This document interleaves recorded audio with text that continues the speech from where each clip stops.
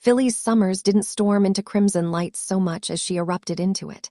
The door banged open, rattling the oversized autumn wreath Sharon had lovingly hung up that morning. A few customers actually flinched, but Kane Ashby, cool, collected, and pretending very hard not to be guilty, didn't even look up from his coffee. That was mistake number one. Phyllis marched to his table, heels clacking like warning shots. "You and I are going to talk," she said, each syllable a pointed jab. Kane let out a soft sigh, set down his mug, and finally looked up. "Phyllis, can we not do this here? Sharon will throw us out." Phyllis leaned forward, palms on the table. "Then you better talk fast." Kane straightened. "Fine, what exactly are you accusing me of this time?" "Oh, I don't know," Phyllis said with a tight, sarcastic smile. "Maybe the fact that you were seen sneaking around Chancellor Winters, servers like you were auditioning for a spy thriller. Or maybe that you had a private meeting with Tucker last night that you forgot to mention to anyone." Kane's face barely flickered, but to Phyllis that flicker was enough. "I wasn't sneaking," he said slowly. "I was checking a discrepancy in the accounting logs." "Oh, please," she snapped. "You couldn't check a discrepancy without tripping over your own shadow. Try again." Sharon glanced over from the counter. "Everything okay over here?" "No," Phyllis and Kane said at the same time. Sharon nodded. "Great, keep it civil," she warned, and went back to steaming milk.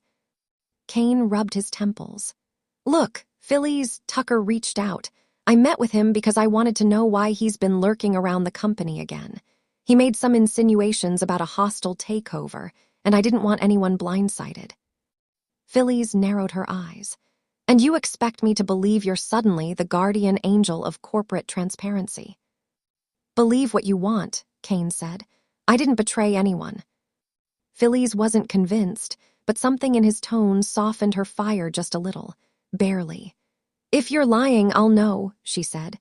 "And you won't like what happens when I find out." Kane gave a dry laugh. "Phyllis, nobody likes what happens when you find out anything."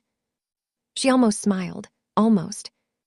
Across town, in the quiet apartment she now shared with Kyle, Claire Grace stood with her phone in hand and dread in her stomach. Through the thin walls she heard Kyle singing to Harrison, off-key, but lovingly, and the warmth of that made what she was about to do even harder. Audra Charles had been a thorn in her side for months, professionally, emotionally, and psychologically.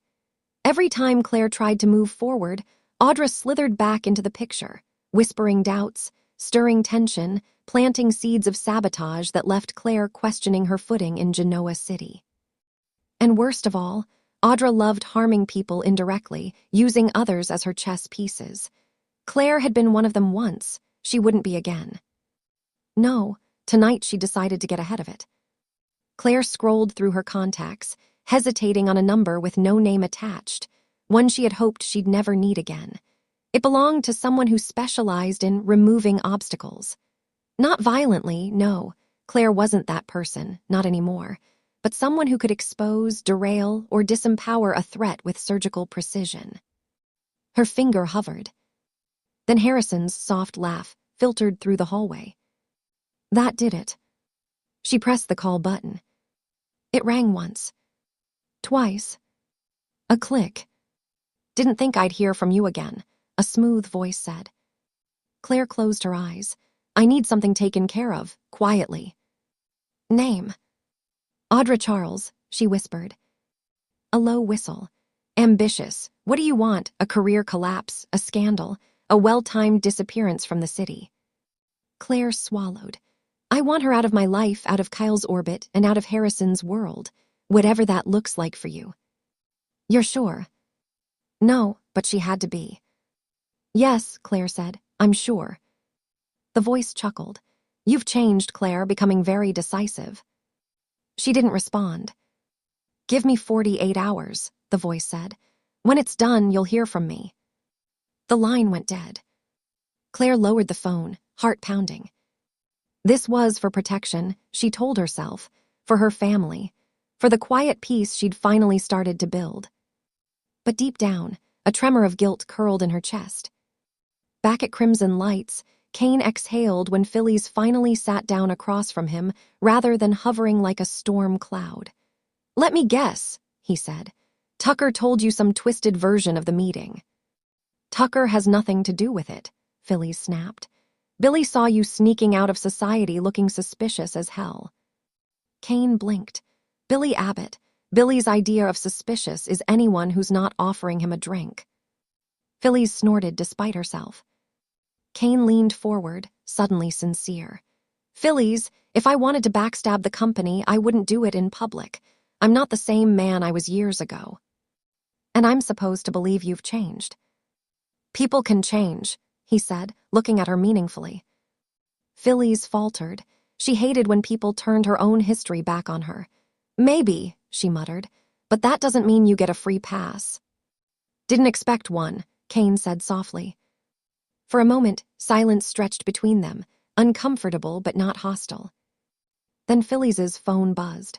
She glanced down, and her expression shifted instantly. "What?" Kane asked. She stood abruptly. "Something happening at Newman. Claire Grace just made a move. And trust me, Kane, when that girl makes a move, there's a ripple effect across the whole city." Kane frowned. "What kind of move?" "The kind that puts a target on someone's back." Phyllis grabbed her coat. "Audra Charles just got a problem she doesn't know exists yet." Kane raised a brow. "And how do you know about it?" Phyllis smirked, tapping her temple. "Because unlike you, I don't need to sneak around servers to know what's going on." She swept out of the cafe, leaving Kane staring after her, deeply unsettled. Across town, Claire stood at her bedroom window, watching the lights of Genoa City shimmer.